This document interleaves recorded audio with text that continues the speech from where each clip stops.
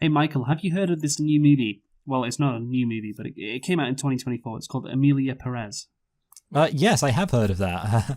I have indeed, actually. I was reading an article about it just today. Oh, what was the article about? It said on Netflix that it was their most divisive movie of 2024. It's apparently an Oscar contender, despite the fact that there is a 15-second clip, which I have seen, which perhaps you've seen as well, but probably not, because you don't see anything. No, yeah, which is from the movie, and I'm going to play it to you, and you're going to tell me what you think, and whether, after seeing this 15-second clip, it's just 15 seconds, but after seeing this clip, whether you think that this movie might contend for an Oscar. Very nice to meet you. I'd like to know about sex change operation. I see. Men to woman, or woman to men. Man to woman. From penis to vagina. Hello, very nice There to we go. meet you. I'd like to know This is about sex quite change beautiful. operation. I see. Men to woman, or woman to men. Man to woman. From penis to vagina. Well, Luke, I must say, that was certainly something. Is that all you've got to say? I mean, the thing is, that doesn't seem divisive so much as it just seems, I guess when I heard divisive, I thought it meant, political and, it's really saying something. Whereas maybe it's just divisive because I think loads of people are like, what is this? Yeah, I think divisive with this movie, from what I've seen, is people saying it's good and other people are like, no, it's really shit. And you can see based on that clip why people might fall in the latter camp, right? Yeah, I can understand why some people might have kind of pleb to a taste and they don't understand true artistry. You thought that 15-second clip was good, right? Yeah. Well, someone's got to be. It wouldn't be divisive if we all thought it was bad.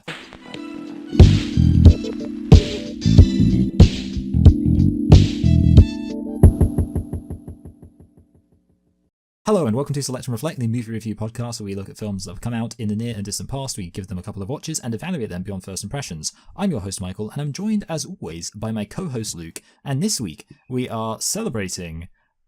I actually don't know what we're celebrating. Yes, you do. Is it Bastille Day? No, because that's in July. Gladiator 2. Gladiator 2. We're celebrating the release of Gladiator 2 by Ridley Scott by looking at his last... is that a thing people say? I don't know. His last expedition into historical films by looking at Napoleon. So, Luke, why don't you tell us a thing or two about Napoleon? Yes, Michael, of course, we have already reviewed the first Gladiator a few years ago for its 20-year anniversary. Gladiator 2 is coming out 24 years later because, that's the logical thing. When the first movie comes out 1 year, then you have to wait 24 years for the sequel.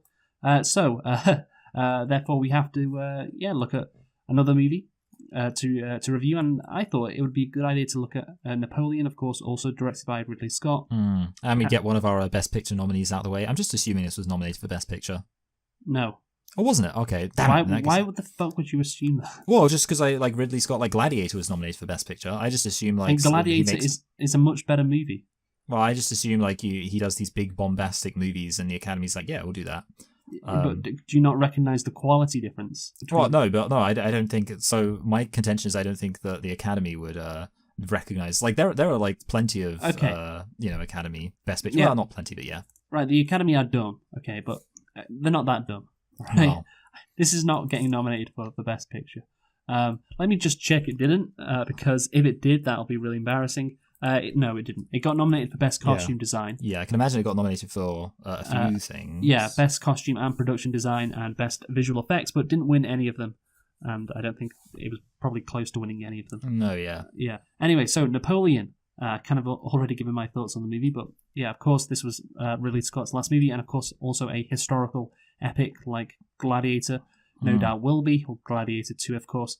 It's a 2023 epic biographical war film, directed and produced by Ridley Scott, and written by David Scarpa, based on the life of Napoleon.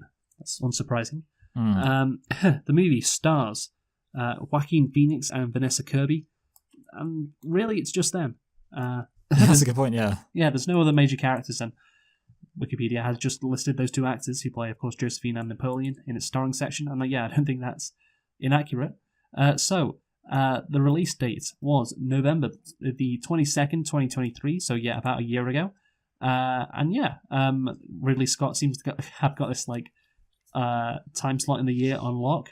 Kind of mid to late November, a historical war epic. Well, I don't know, Gladiator is a war epic, but you know what I mean. Yeah. Yeah. There's fighting in it. Exactly. So, Michael, can you tell me what the budget was for Napoleon? Okay, so I've got a number that I'm going to say, and that number is 200 million. You often say that I go under, so I was thinking, like, I'm going to go for a number, like, not like an absurdly high number, but I thought, like, 100 million, I feel like that it could be more than 100 million. I'm going to go for 200 million, and we'll just see how wrong I am. So, the correct answer is between 130 and 200. Good. I'm happy. So, this cost a lot of money, unsurprisingly.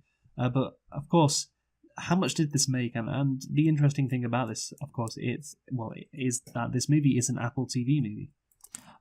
Yes, it did say Apple TV, didn't it? So obviously that has implications for the box office, and basically means that no matter what I say, I won't feel that bad, because who knows? So I'm just going to say, I'm still not going to go, fuck it, I'm going to say 300 million. That could still be under. It's 221. Okay, good. Yeah, I went over. It just made a profit, apparently. Yes. And I imagine, of course, it was beneficial for Apple to have this kind of movie, on its library, or whatever it's called, yes. on Apple TV Plus. Content farm. Yes. So, Michael, tell me, did you like Napoleon?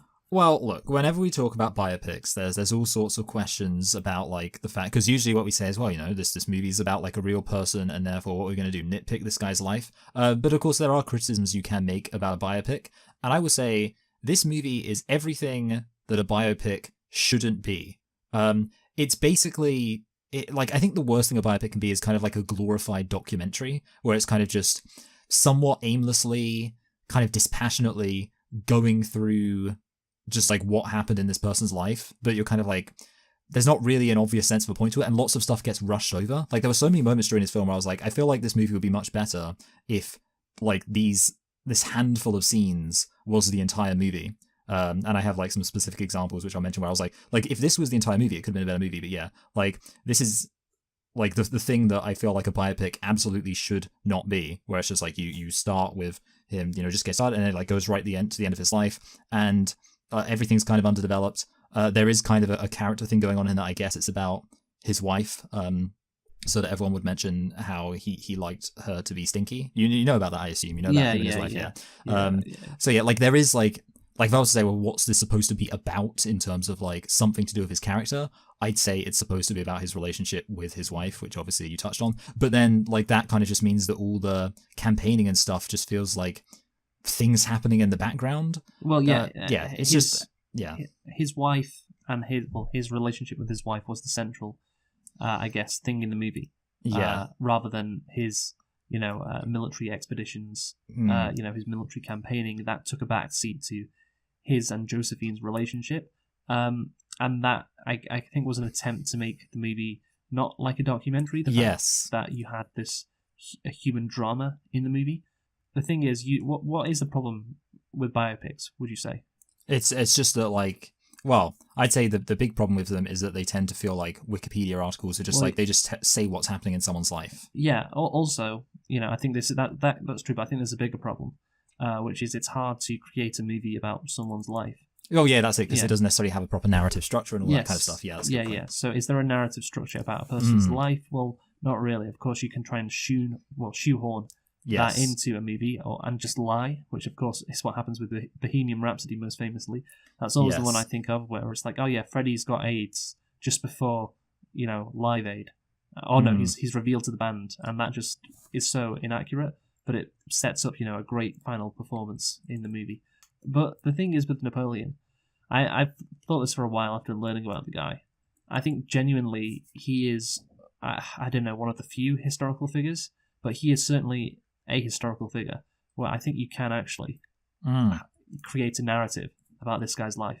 Yes. Or create a biopic about this guy's life, and it can work in the context of a successful narrative, like what you would see in a fiction, a movie based on something in fiction, something that somebody made up. Okay, this is the beginning, middle, and end. You literally have that with Napoleon. You have at the beginning a guy who, he's not that. I guess he's got humble origins. Yeah. relatively humble origins, and he rises through the ranks and becomes, this emperor, the most powerful man in the world.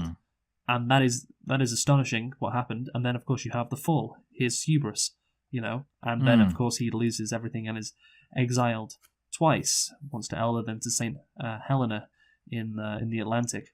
And that is quite a good structure of Yes. if you're looking at someone's life, and that's why I've often thought, since I found out about Napoleon several years ago, if ever anyone was to create a movie on Napoleon, it would actually work pretty well. You would have the high point in maybe you'd have to split it into two movies, honestly, because so much shit happened in his life, which we'll get to. But you do have, I think, the elements for a pretty good narrative structure about a real person's life, which is quite rare. Things, of course, the high point is Austerlitz. That's the high point. He's just become emperor. He's defeated the Austrians and the Russians with a brilliant, tactical plan. And then, of course, what happens in Russia, that's the hubris. That's no one can beat me. I'm just going to do what I want because I'm Napoleon. And again, so that's a predictable character arc, really, isn't it? It's something that we've seen time and time again in fictional work, and it happened in real life. To again, an incredibly famous person. So the fact that this movie, so I just say all that because my point is there's a great opportunity here, I think, for a great movie. Yes. But this movie is not a great movie. This movie doesn't really care about what Napoleon does on the battlefield, and instead focuses on what happens with Josephine more so than what he's actually doing. And yes. You hardly really get a sense of what's happening in terms of like the geopolitical stuff going on. You get bits and pieces here and there, and of course famous battles like Waterloo, Austerlitz.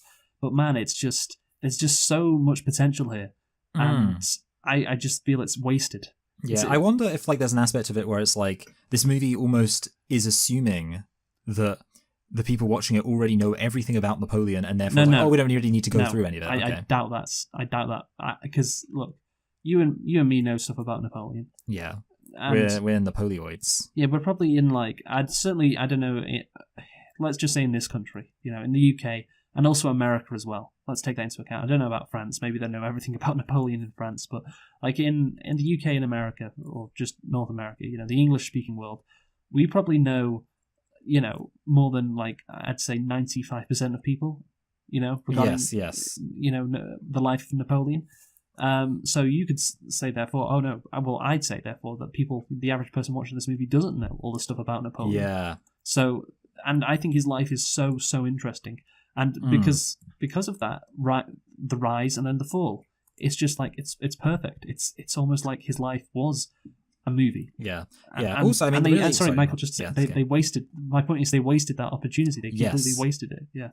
Yeah, I was just going to say the other really interesting thing about Napoleon, just while we're saying interesting things about Napoleon, is I'd say he's a very interesting, was he a hero or was he a villain kind of person? Because there's some people, historical people I know, I've seen two separate historical people. One argued Napoleon was a really bad person, and another person argued he was a really great person. So it's obviously he wasn't Hitler, but Well, that is the fascinating nature of his character as well. Yes. It's you could absolutely see him in a good light, because he was this guy who, again, came from relatively humble beginnings, and he then conquered almost the whole of Europe.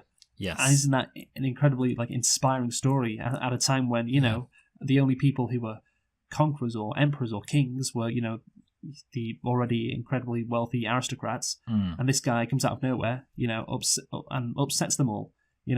Gives them a bloody nose, Yeah. And, then also the fact that, he was incredibly ambitious and killed a lot of his men because of that.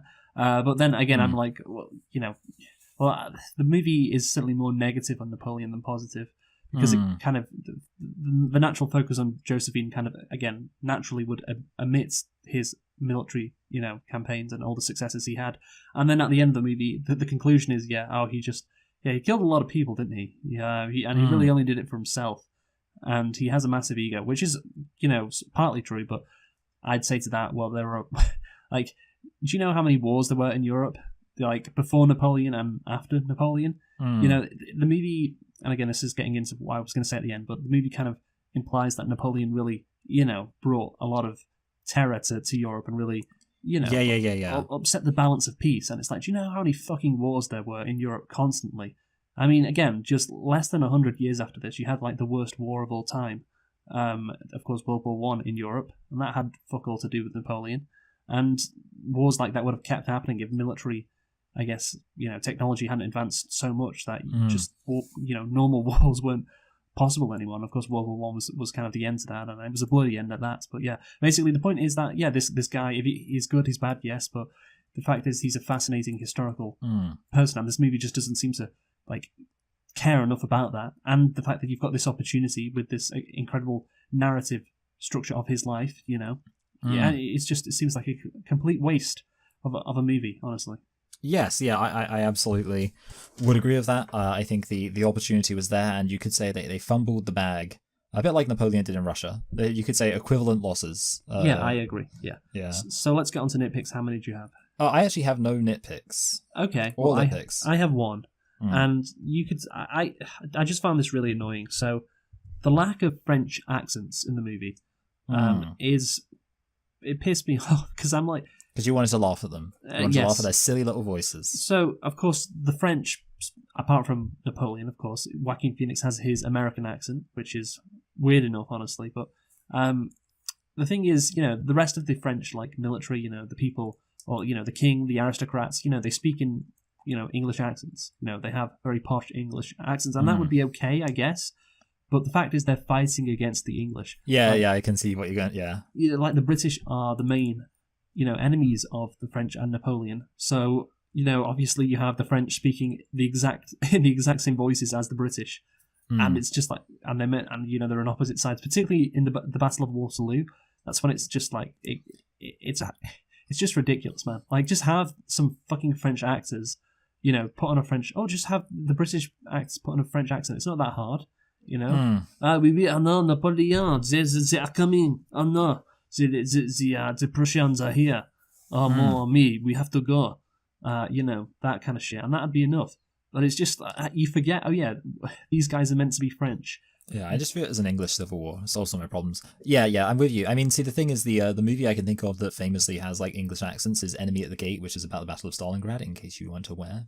But the thing with that is the Germans have American accents and the Russians have British accents. But the thing about that is it works because the British weren't involved in that battle. Yes. So there's less confusion. I still think that's kind of stupid, but at least again, it's not as confusing. Like in this situation, it's like some French people are talking to each other with their British accents, and I'm like, wait, well, these aren't the English; these are the French. Again, it's a choice which I don't think should have been made. You don't have to have them speaking like French; just have them speak with a bit of French. Some French accents. That we are going to go to war with you. So I can do it.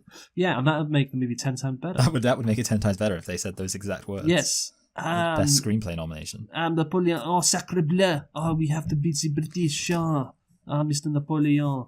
I really do not like Muslims. What else would that? Well, to be fair, the English don't really. Excuse me, a bunch of Muslims over here. I don't understand why they have burnt down the capital in France, in Russia. Why couldn't they just let us invade? Okay, yeah, right. That became kind of German, but who cares? That's not the best. So let us get on to the plot. So Napoleon is an epic that details the checkered rise and fall of French Emperor Napoleon Bonaparte and his relentless journey to power through the prism of his addictive, volatile relationship with his wife Josephine. Yeah, I guess, is it through the prism of his wife Josephine? Is Josephine the one that... No, I think she's just there. Well, that's... So the implication of that blurb was that Josephine is the one that inspires him. When that's really not the case at all. No. At least not, I don't think in the movie, and certainly not in real life. This guy was a weirdo, maybe regarding Josephine, but he also wanted to become emperor of France, and he did that. Who wouldn't? Yeah, exactly. And that's what I got from this whole movie. Just in general, the vibe was, well, if I knew nothing about Napoleon and I watched this movie, I'd conclude that Napoleon was just like this guy who obviously rose through the ranks and became very powerful, but he was just like a weird guy, and I wouldn't have any sense of how impactful he was. Like, he changed the world forever, Napoleon. I'd think this was a Joker movie, to be honest. If I didn't know about Napoleon, I just watched this about, I didn't realize Joker, like, that was his name. Oh, wow. this is what the Joker did after Arkham. Yeah, like he Yeah. did that revolution, he shot that guy, and then next thing you know, it's happening. He's moving to France. Wow. Yeah. That's crazy. But Yeah. no, he's not moving to France though, because you'd be like, hold it, why is everyone in America in this American city speaking with a British Oh, yeah. accent? He moved to New Orleans. you Yeah, know. that's it. Yeah. Yeah. I don't know. But yeah, of course, I don't know if he has a nickname or this is his nickname, but it's History on a Horseback. That's what people say of Napoleon. And yeah, you don't really get the sense of that in the movie. He was just like a very famous, he was a famous person who, was somewhat impactful. He had an interesting life, I guess, but you don't really understand from watching this movie just how incredible he was in terms of, again, his rise, what he managed to do, like how he revolutionized so many aspects of like society and how he paved the way for modern militaries as modern as it was in the 19th century. And yeah, it's just instead this movie trying to focus on just what a weird guy he was and his weird relationship with Josephine. And Yes. that's okay, but it's just not as interesting as the actual reality of his life. And that's and I think that's really bad in a Napoleon movie if you don't get the correct sense about the guy. Considering what an important figure he was. Yeah. He's like he feels much less significant, and there is so much you could do with, like you say, like his ambitions and all that kind of stuff to change Europe. Like he came up with a whole system. I mean, I don't think he invented metric, but like the amount of like Frenchification that happened of Europe. The Holy Roman Empire didn't even exist anymore after him. Holy Roman Empire was around forever, so I think it's definitely fair to say that they don't show how monumental his leadership was. And I'd actually never even heard that expression, history on a horseback, but you that's never very heard? good. Yeah, I never had. Yeah. Oh wow. Okay. Well, there you go. Yeah. So Ridley Scott also received. So this is maybe why Ridley Scott created this movie, because he received Stanley Kubrick's script for his planned Napoleon film. I don't know if you knew that. Kubrick was going to make a Napoleon film, but did not in the end, and instead made Barry Lyndon, which I think has some perhaps similar themes of a guy who rises through the ranks of the British aristocracy, and then of course loses everything because he's not actually part of the in-group. He's an outsider. And that is similar to Napoleon. And again, it just highlights what I've been saying before, really, about how, Napoleon's life is like fiction. The fact that Kubrick made a successful fictional movie about a fictional guy called Barry. Well, fictional movie. It was a movie about a fictional person called Barry Lyndon, which, is, of course, a very good movie. Yes. And that is, follows the same structure as Napoleon's real, actual life. And again, I think because Kubrick's, a bit of a weirdo himself, he maybe was interested in focusing more on like the relationship with Josephine and not on, what an incredible, successful, military campaign in Napoleon was. So maybe that's why Ridley Scott decided to go down this path as well. He kind of copied Kubrick, but didn't do it as well. I don't know. What do you think? Yeah. So I think the idea of a Kubrick Napoleon movie would be good. And I don't think Ridley Scott is as good of a director as Kubrick. I'm sorry, I know that's a controversial thing to say. It's kind of funny. Like I actually, I don't think I like Ridley Scott anymore. Just like he made Alien, and that was good. Blade Runner was good, but like everyone's always rags on George Lucas, but Ridley Scott's not exactly doing the bangers in terms of movies. And definitely I would agree with you about Barry Lyndon and the fact that like it's almost like Napoleon. Like you'd be like, every single person who writes a hero epic, they're plagiarizing from Napoleon because he set the template. So yeah, it does make sense that Kubrick was like, I'll just come up with a fictional story about this real person. But yeah, I don't know why he didn't just just made Napoleon, idiot. Yeah, no, I agree. And it's again just some of my thoughts on the movie, on the plot. Yeah, it's a shame it doesn't look at what actually transpired in Napoleon's life, which would have made for, I think, a successful fiction movie. Chooses to kind of admit that, and therefore also kind of portrayal. Well, it's a negative portrayal of Napoleon because of that. And this focus on Josephine again is kind of a negative portrayal, even though it's not that unrealistic. But yeah, it's just I just look at this and think, oh, what a wasted opportunity. It's not like I'm a fan of his. I'm not like, Napoleon, wasn't he such a great guy? But his story is so like unique and unbelievable almost that it deserves a better movie than this, basically. And we're never going to get another Napoleon movie. Ever again. No, it's never going to happen. I mean, when was the last one? In the fucking 1920s? I mean, literally, like that's the thing. Like it's kind of surprising no one has made a movie about him before. And it does imply that we're not going to get another one. We're never going to get a good Napoleon movie in my life. Anyway, let's get into the script, Michael. So you're going to do it this time. Yes, because you are ill. I think we should say to everyone because they might be thinking you're just lazy. Yeah. But you're, never visit Russia in the winter. You're a bit poorly, as the Alphas would put it. So, in 1793, amid the French Revolution, young army officer Napoleon Bonaparte watches Marie Antoinette beheaded by the guillotine. So this sets up, of course, the French Revolution, which is good. I think the one thing we can agree is that Ridley Scott was very committed to fully communicating the wider historical context in which this movie occurs. Yes, exactly. Yeah, but that's the thing. I don't know if you know this. Napoleon did not attend the execution of Marie Antoinette. Okay, Yeah, Yeah, so I can imagine that. he was in Toulon at the time. Too long. Yeah, I'm going to say it correctly. Yeah, well, Marie Antoinette wouldn't be alive for too long. That's good.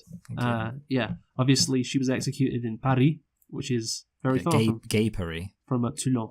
Again, I just looked at the scene and I was like, I don't know what it was trying to communicate. Yeah, it seems unnecessary. Well, I read on Wikipedia, it was like, oh yeah, this scene was meant to show, like, ask the question, what does democracy lead? What's the deal with democracy in France? And I don't really buy that. I could buy it as Napoleon seeing this and thinking, oh, it's my time to shine. Like, the old order has fallen.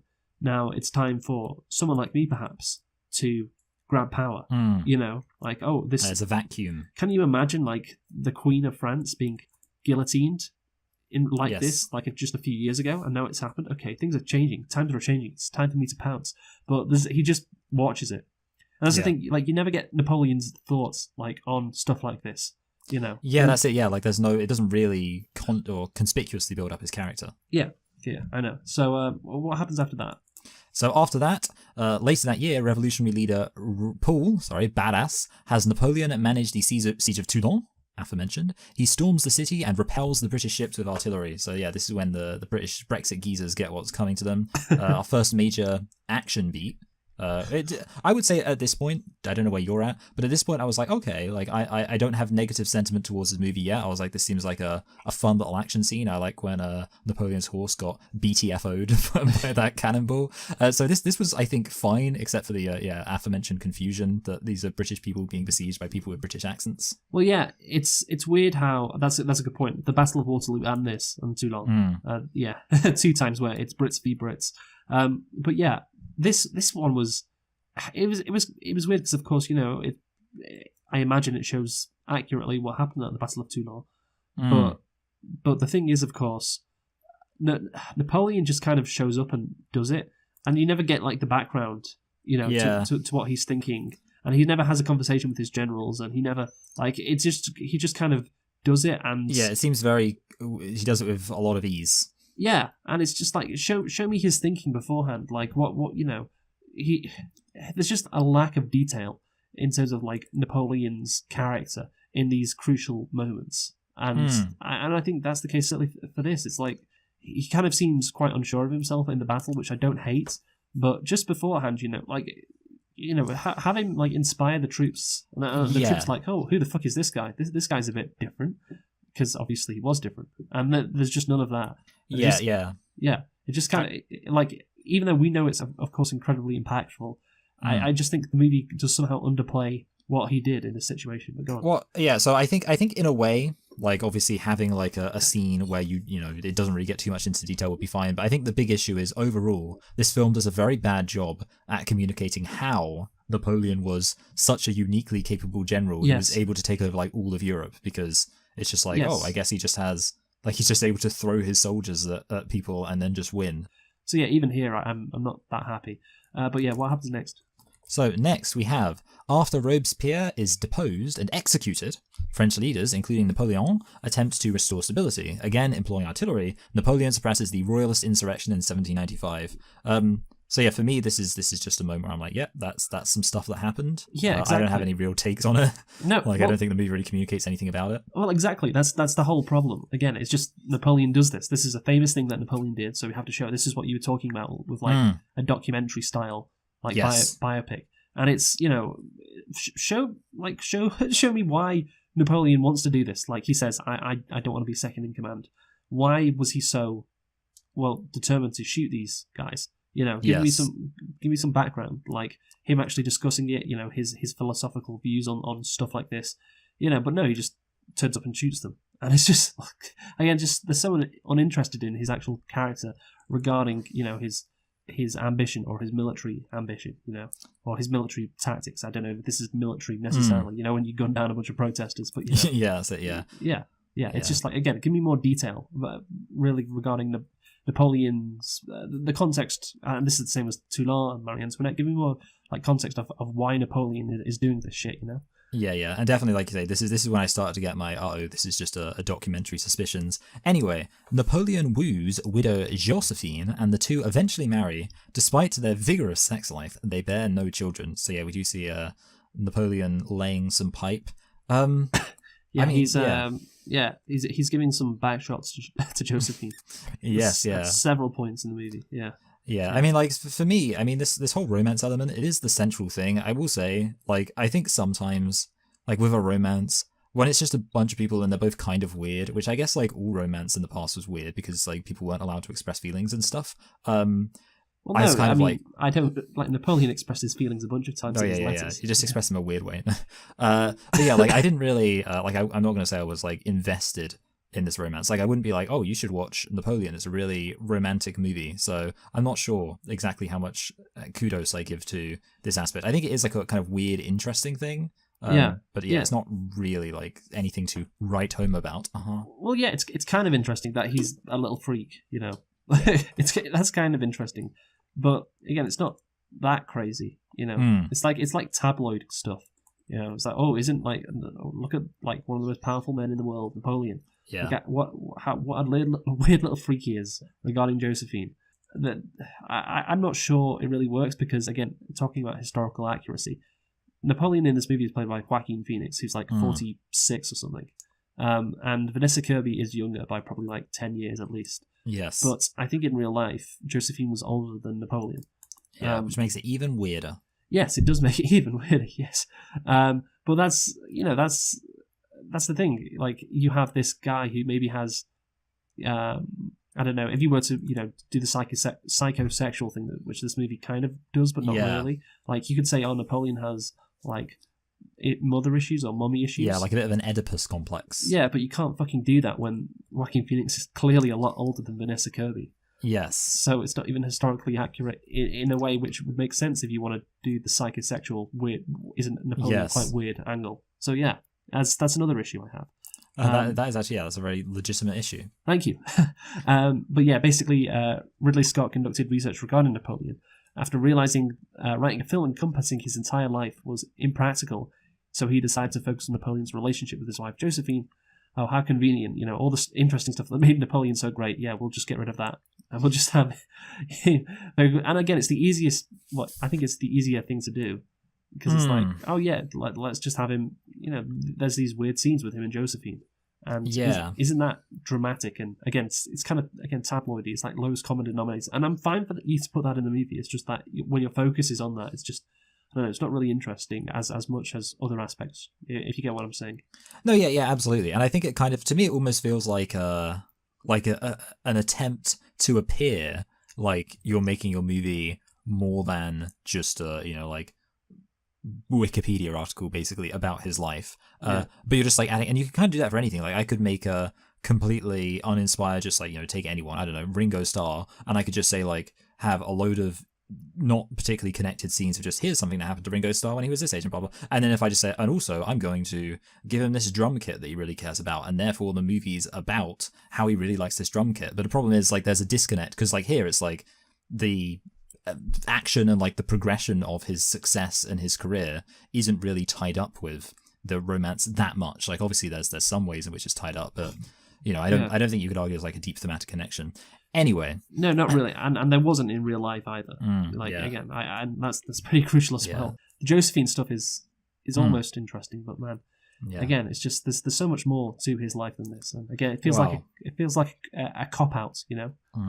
Speaking of historical accuracy, in Egypt, he prevails again at the Battle of the Pyramids in 1798. The film presents Napoleon as firing on the pyramids of Giza, which never happened, but rushes home when he hears Josephine has an almost 10-year younger lover, Hippolyte Charles. I can't remember how they pronounce his name. I will say this might be my hot take.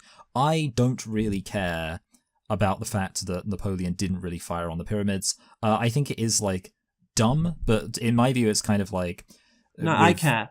You care, yeah. In my view, care, I mean, it 'cause is dumb It's the complete opposite to what Napoleon would actually do. because he actually cared about like Egyptian archaeology. Well, it's a complete opposite. Well, it's completely opposite to like his values. Like Napoleon was a guy who wanted to emulate Caesar. That's I don't know. You probably know this. That's why he went to Egypt. Yeah, that's why he wore that weird crown. Yeah, well, that's why he.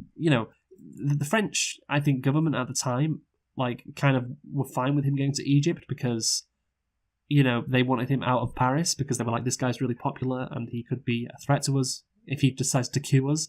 So they were like, yeah, let's send this guy to Egypt. And Napoleon, I think he probably suggested it, and they were like, yeah, go for it, lad, sure. But you just go far away from here. And so Napoleon obviously goes to Egypt because he's like, yeah, I want to emulate Caesar. And he sees these pyramids and he would be awed by them. He would be inspired by them. And indeed, he actually said to his troops, use this as motivation. This is what we can, capture. He would never, ever fire his, guns on the pyramids.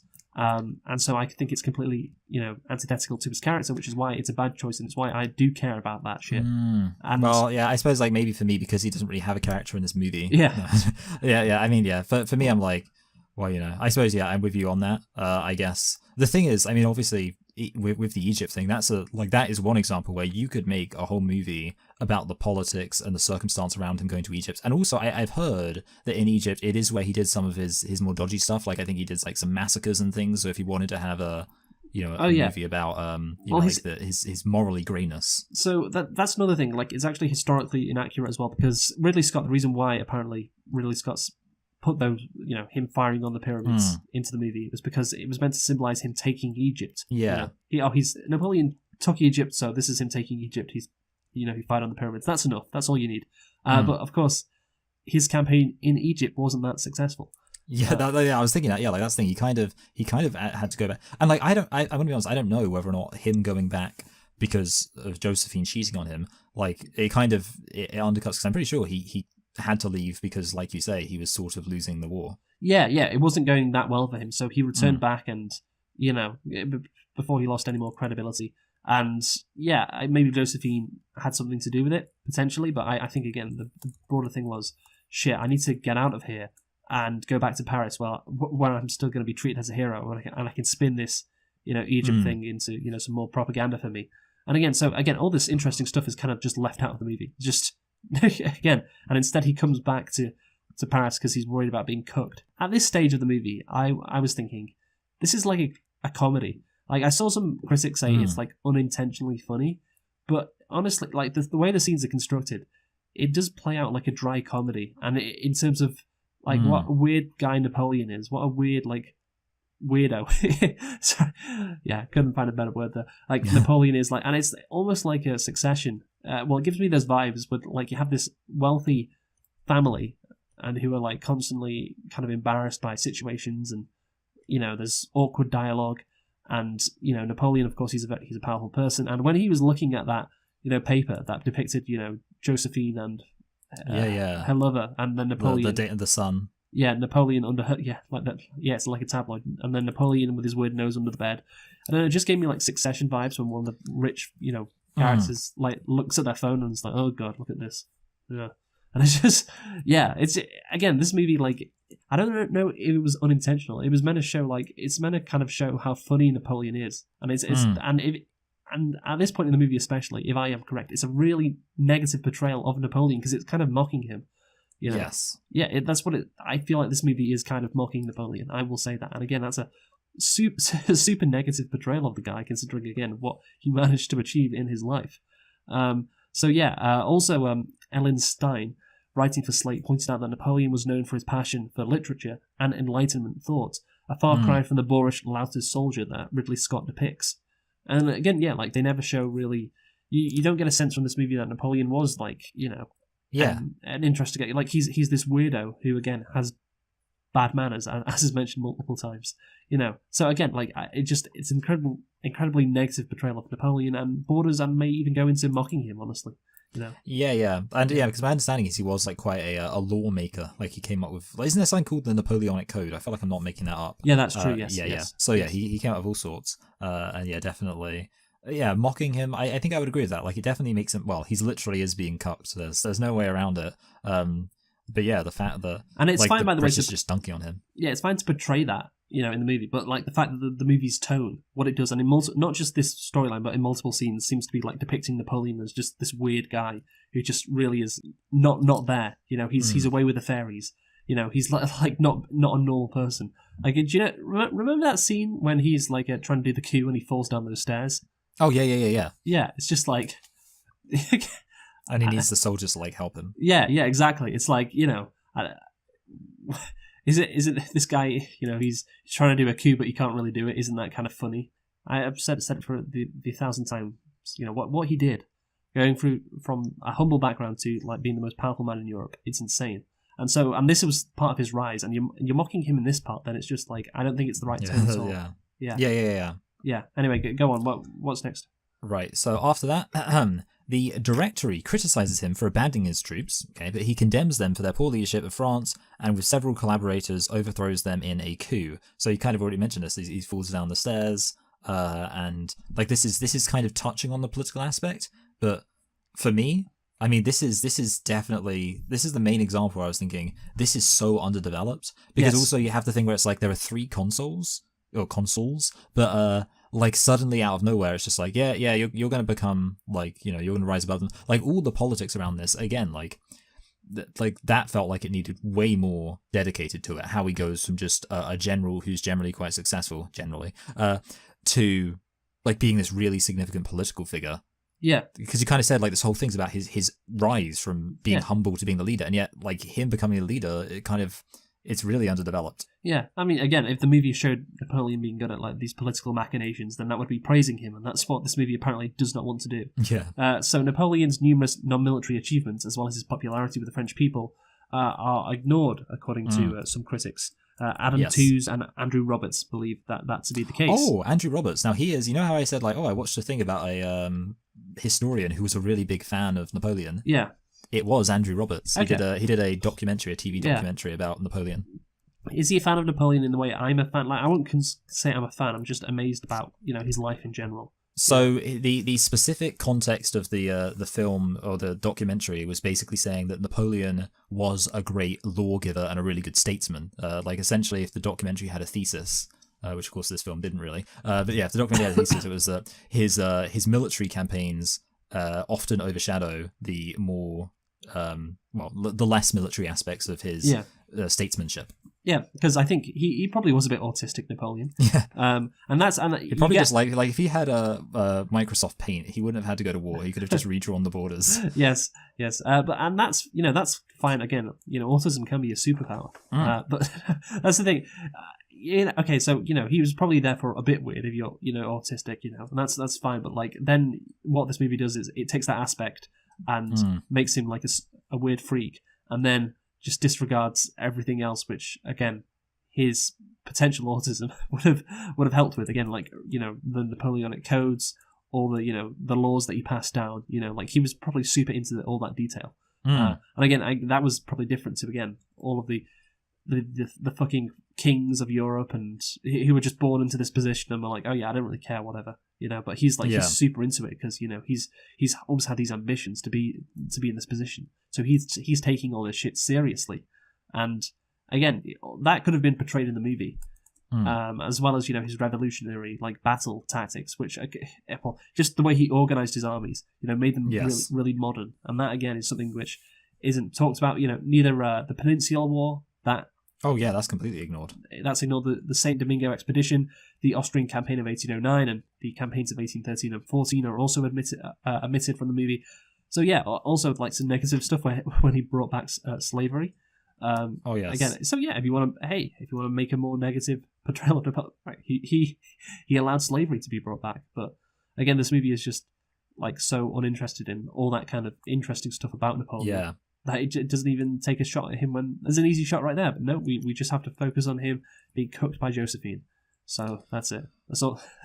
So yeah, again, it's frustrating. But go. What happens next? So yeah, we kind of already set this up. Napoleon is crowned Emperor of the French by the Pope in 1804, during which he audaciously puts the crown on his own head. So yeah, kind of very much following on from what I previously said, but it just gets even worse. Where now it's like, okay, so this guy, he's completely like this whole time you've been hearing the Republic, and now it's like, no, okay, they're going to have an emperor, and it's really important Napoleon has like an heir, which obviously becomes later on, and it's like, yeah, again, this is just so underdeveloped how France has changed so much to have Napoleon be an emperor when that's not what we've like seen them be keen for. Yeah, it almost feels like, again, the documentary thing. This happens. This is just in the movie because it's a famous thing he does. But again, there's, like I've said before, with the gunning down those protesters, like there's no context of why he is doing this. Like when he takes the crown by himself and puts it on his head, it kind of seems out of character because like he doesn't again really have a character in this movie. So to do something so audacious like this, you'd want to see that built up, but no, he's just like, again, he's just this weird like sex pervert. That's the main thing we know about him, and somehow he's in this position where he can put his he can become emperor of France, and he's putting the crown on his head. And again, it's such an interesting insight into his character. And again, the movie has him say it because it's a famous thing he does. But again, you need the context to make this moment impactful, and that just isn't there. So yeah. Yes. Anyway, now we get onto the big one. A year later, Napoleon outmaneuvers and defeats the Austrians and the Russians at the Battle of Austerlitz, forcing them to retreat over frozen lakes before bombarding the ice and drowning them. Historian Paul de Quinoy criticizes the depiction of the Austerlitz sequence, one of the few battles that the film depicts in detail. He noted that historians consider the ambush on the ice to be a myth of the Austerlitz campaign, a minor detail whose significance has been doubted almost since the time of the battle. Afterwards, he invites Austrian Emperor Francis II for wine and tells Francis that since he did not totally destroy their armies, he expects the latter to be grateful. Now, I had like an opinion on this. I was going to say, because what I was going to say about the Battle of Austerlitz is that I knew that the whole battle on the ice thing was, I thought, exaggerated, that it was kind of a minor thing, which obviously it does say a minor thing here, but then it also says it's a myth, so I'm not sure whether it's saying it like didn't happen at all, or if it was just like a thing that happened but it wasn't that significant. Well, I'd guess maybe it happened, but it wasn't like a tactic. Like there was some cannons that fired, and it broke some ice and some people fell in it. But maybe like it happened to like a dozen soldiers.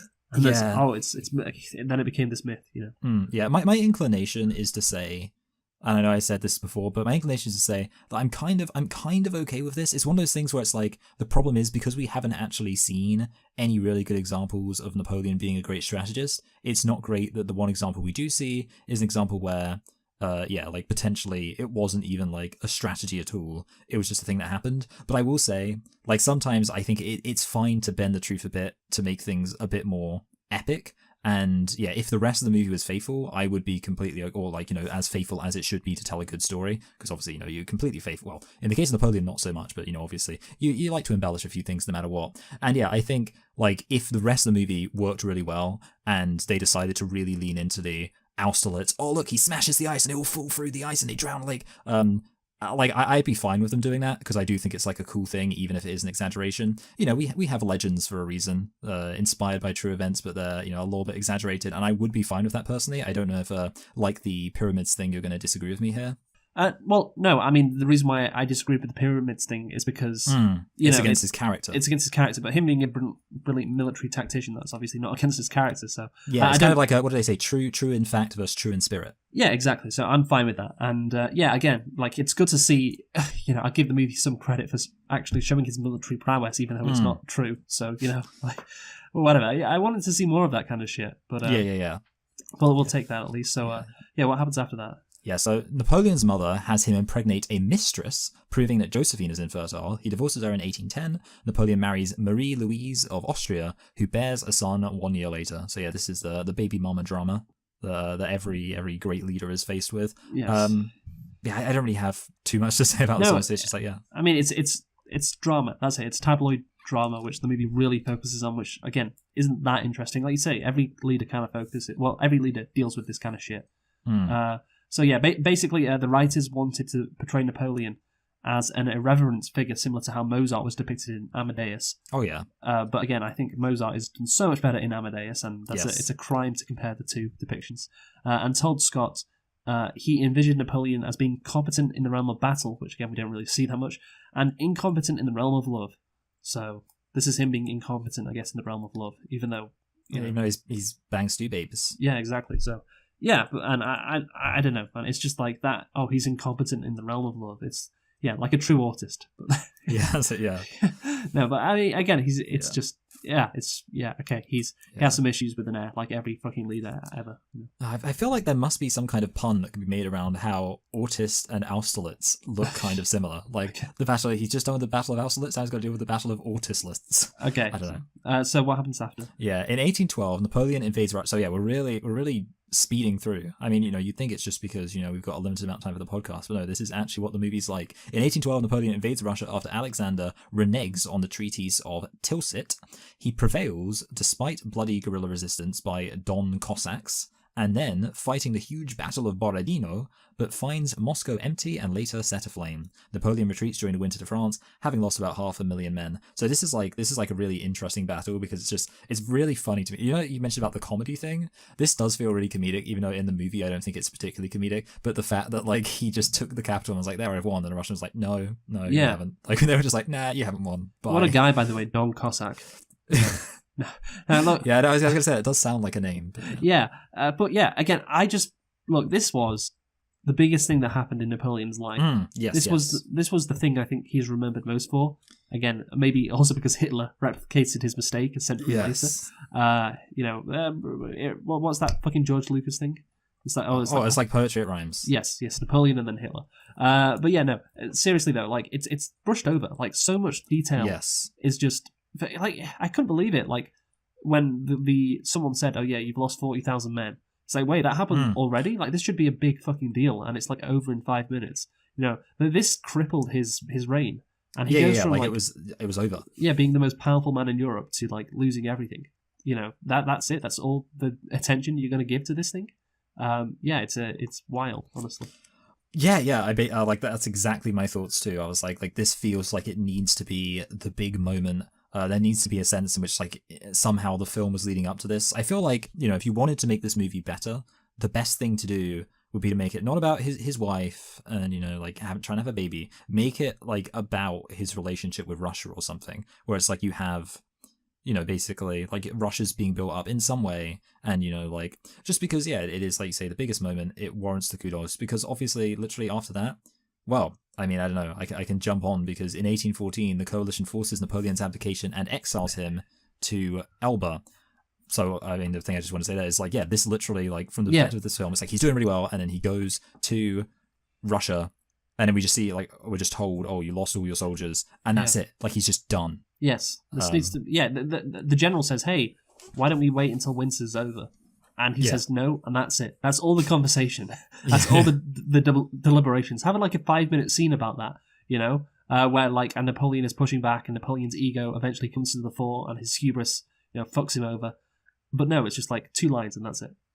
Yes. Anyway, so now he's exiled, but in 1815, upon hearing that Josephine is unwell, Napoleon escapes the island and in the 100 Days returns to the power in France. She, having been forced into reclusion at the Château de Malmaison, dies before he arrives. King Louis XVIII sends the 5th Regiment to stop Napoleon, but he charms them into joining him. The historical Josephine also died the day before Napoleon's exile to Elba, not a year later during the 100 Days, and thus was not a factor in Napoleon's return. Okay, so that's a big thing. Yes. Yeah, like so that's almost like a Freddie Mercury didn't have AIDS yet situation. Yeah, I mean it's not as bad as that, I think, because again he'd still want to go back to France. But yeah, it's like Josephine is what motivated him to return to France. Nope, Josephine died before he even left France. So yeah, that's complete bullshit. And again, this movie tries to focus and censor his relationship with Josephine, and again there's no need to do that because what happened in real life is he wanted to go back to France because he wanted to conquer it because it was his. Yeah. And again, so you don't need to do this, but this movie is so obsessed with his relationship with Josephine that overrides everything else. And so to make it quite significantly historically inaccurate, Yeah, I will say though, like Napoleon, like he's absolutely goated the way he just gets those men to join him. Like that was kind of like a good the moment scene. I was like, oh, this is really cool. But yeah, the problem is you just don't really buy. Like, it's one of those things, I mean, I complain about this in a lot of, like, war movies where you really have no perspective on who's winning. Obviously, the good example is, like, Star Wars, where, like, people are just losing soldiers, like, and you just see people dying, and then, like, You're just like, Yeah. oh, just gotta wait for the opening crawl of the next movie to find out who won somehow. Yeah, it's a good scene, but that's another problem. He never does this shit any other time in the movie. Again, like, he was very charismatic, Napoleon. Well, certainly in regards to his soldiers. Like, he inspired them, his soldiers loved him, and this is the only time you really see that. And again, it's like, this is true, but it'd be nice if we saw it throughout the rest of the movie. But yeah, it just appears at the end, like, oh yeah, he was also good at, having men on his side, but, whatever. Yeah. Yeah.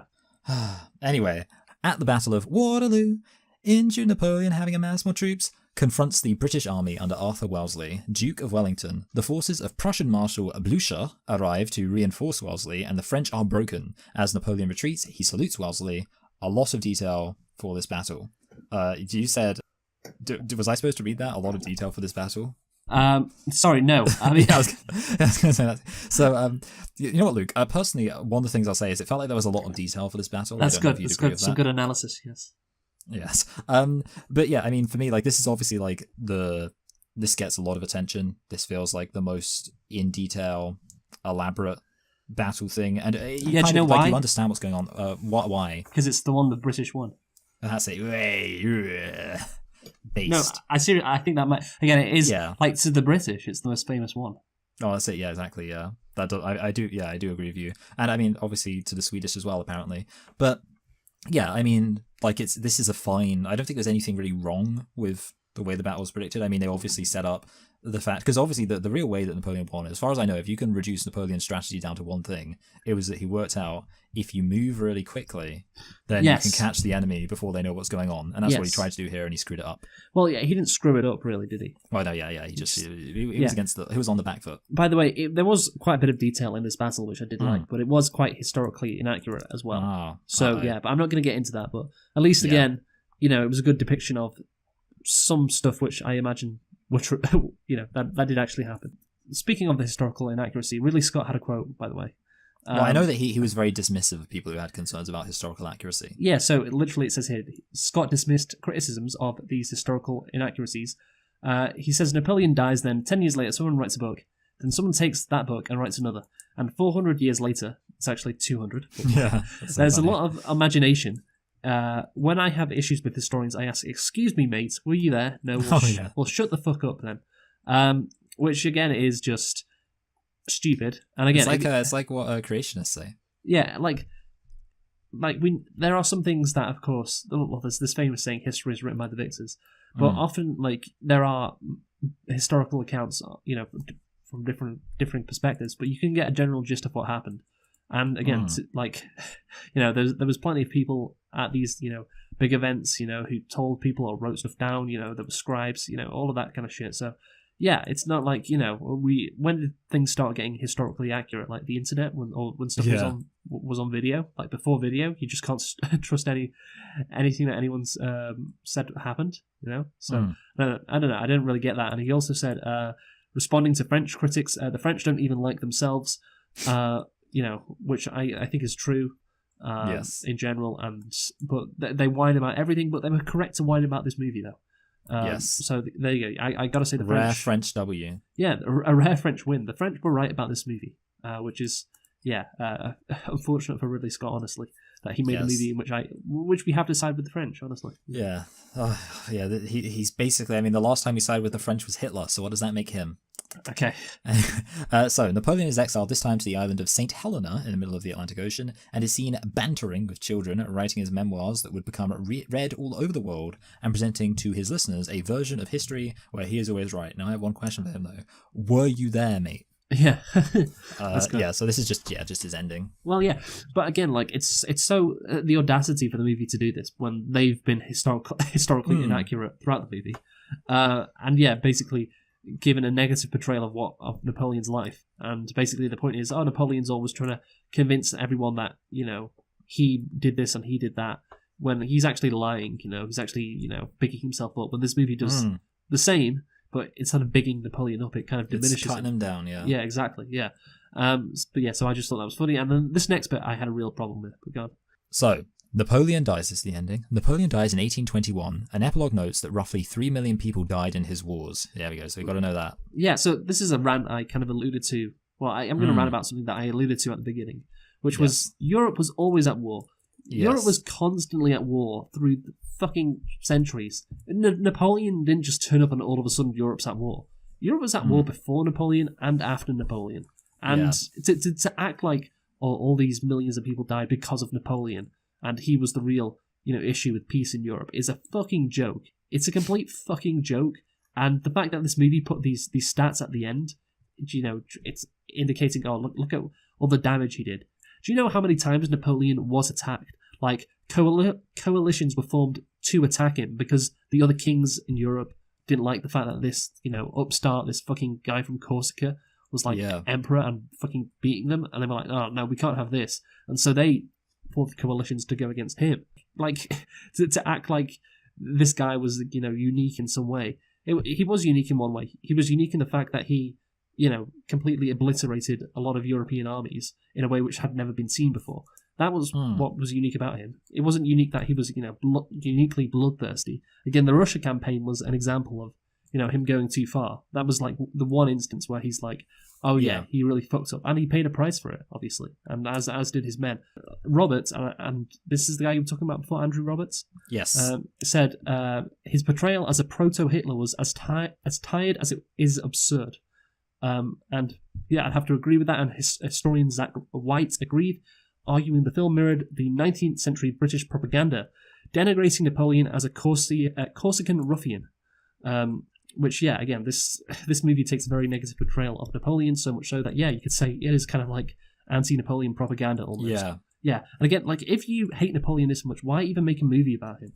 I mean, I just don't understand that, to be honest with you. Like, Ridley Scott seems, from his quotes, from, what we saw, just unique. Well, he just wasn't that interested in Napoleon as a character. Yeah, so I don't know, why make a movie about him at all, Yes, I mean, yeah, I'm kind of in agreement with you. Like, this, I don't think this film has much regard for Napoleon. Like, it doesn't seem to have actually that much interest in him. Like, I would describe this movie as dispassionate. Like, obviously, it does kind of, you could say the fact it's so negative about him communicates some sort of passion. But, like, genuinely, it almost seems like even, like, the condemnation of him is kind of half-assed. Just like, oh, yeah, and he like, killed loads of people. It's not even like that he really killed them, though. It's just that lots of people died in the wars. But the fact that you put that as your ending. Yeah, like, that is, I did think that was so weird. So that's why I think it is uniquely... Well, yeah, it is like a way to negatively, target Napoleon. The fact that... Slander him. Yeah, this is the last thing that people see. Well, there is one more title card after where it says Napoleon's last words. But again, what impression do you want the audience members to get from this Napoleon movie? Oh, it's what an awful guy he was. How many people he killed? How he was an enemy of peace. So, and again, that's it's just ridiculous given the context of Europe.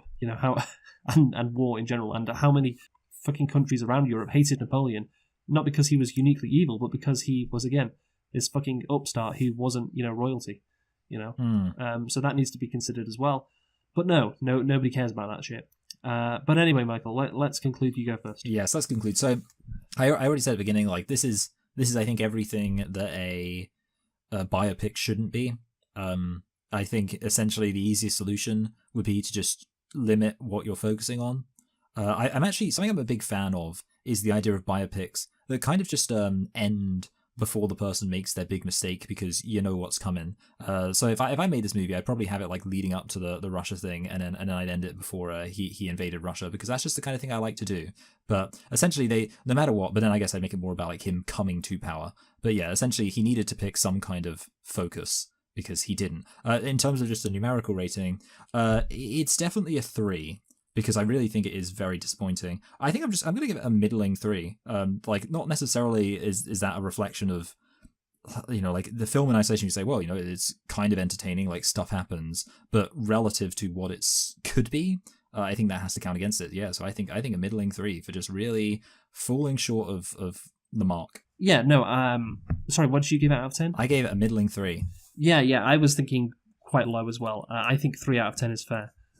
Again, like, it's competently made somewhat, so we can't go lower than that. Yeah. But yeah, again, this movie has the opportunity to, again, like, maybe you'd have to split it into 2 parts. Like, part 1, Napoleon's rise, part 2, Napoleon's fall.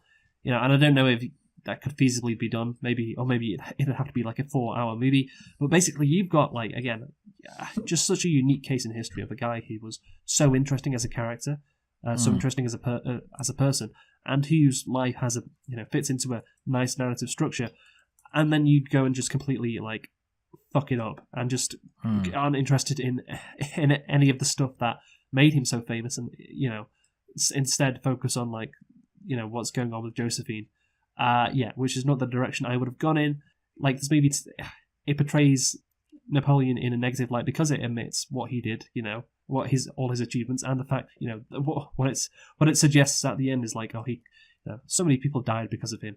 I just think that's completely stupid and ridiculous to imply that, given the context of Europe and its history and all the war that went on before World War One, really, and then, like I said, it all stopped after military technology increased to such a degree, and then we've seen relative peace since then. Of course, World War Two happened, but that was really Hitler's whole thing, and not that many people died in World War Two compared to World War I. Like only 400,000 of the only people that matter. Okay, well, I'm not talking. I'm talking about in military combat. That's not. Of course. Luke's like, not many people died because honestly, like considering when you look at the doors and the ovens, I've done some calculations and I think it couldn't have been like only the amount that would die in a typhus outbreak. Yeah, and then there's of course Dan Blitzerian. You saw him on Piers Morgan. Yes, I did. So I've been taking notes from him. But 3 out of 10. What are we doing next time? Well, next week, Luke, we're doing Madam Web. So that's a movie that has nothing to do with Napoleon, and there's no way that one could lead into the other. Yes. Okay. So John is for Madam Web, one of the greatest movies of the year 2024, and hopefully Gladiator 2 will be one of the greatest movies of 2024. Actually, do you want to do Rotten Tomatoes predictions for Gladiator 2? Yes. I guess. Okay. So 3, 2, 1. Yeah, fine, yeah. 3, 2, 1, 75. Okay, pretty close anyway. Well, fucking up, right. Okay. Boring. So, see you next time. Goodbye. Yeah, goodbye.